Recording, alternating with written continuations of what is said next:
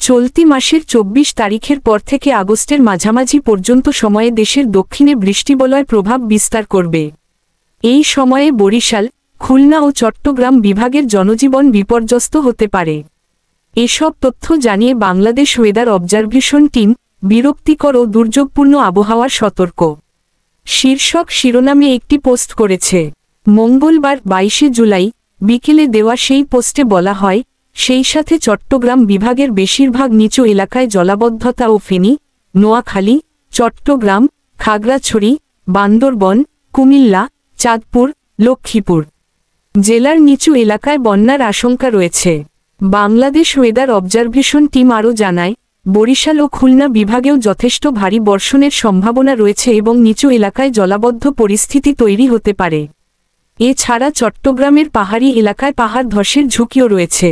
সেই সঙ্গে এই অঞ্চলগুলোর জনজীবন বিপর্যস্ত হওয়ার যথেষ্ট আশঙ্কা রয়েছে। সুতরাং উক্ত সময়ের জন্য পূর্ব প্রস্তুতি জরুরি।